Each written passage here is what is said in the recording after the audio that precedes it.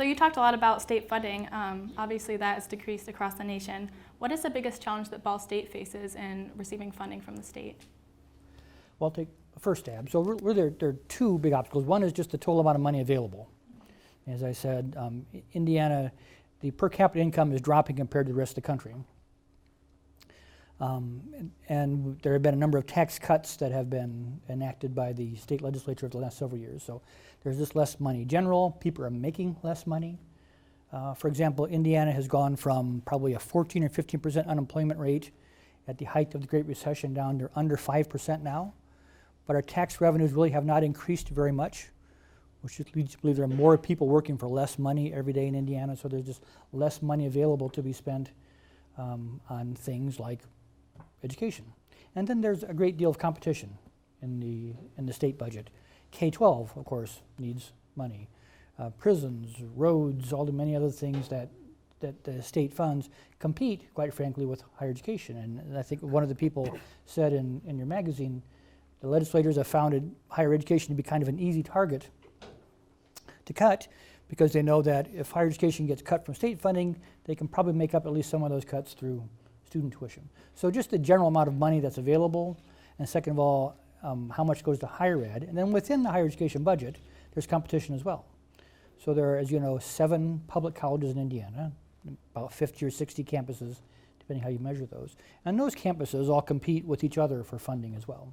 Indiana started a community college system in the early 2000s, Ivy Tech Community College, which was a relatively new approach to community colleges, and it's taken up an enormous amount of the state budget. And so less money available, more competition within the budget for the funding. One new wrinkle that's happened here in Indiana and in a couple other states, and it's now growing to more places, is performance funding.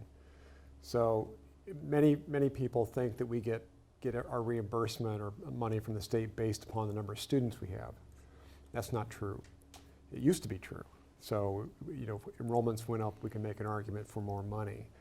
What's happened in the last few years is this movement to performance funding, and I think actually I could let Bernie explain this, because in one of his previous lives, he worked at the Indiana Commission for Higher Education, was involved in creating this policy, so now he has to work with it from this side too. But performance funding says that we're going to do a standardized cut of everybody's budget, let's say 3 or 5%, and then now you compete for that 5% cut that we've collected from everybody in various categories.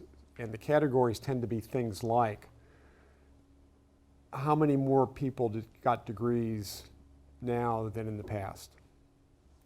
So what was your increase in the number of degrees? What was your increase in the number of specific kinds of degrees, like STEM degrees or graduate degrees? How effective are you with at-risk students, Pell Grant eligible students, for example? So we look very carefully at these things. Time to degree has become an important factor, and that has driven some of the policy changes we have had here at Ball State as well as elsewhere. So it's changed the way we operate. The idea is they can use that as a mechanism to force certain kinds of behavior at universities to make them more efficient, again, for getting students through faster.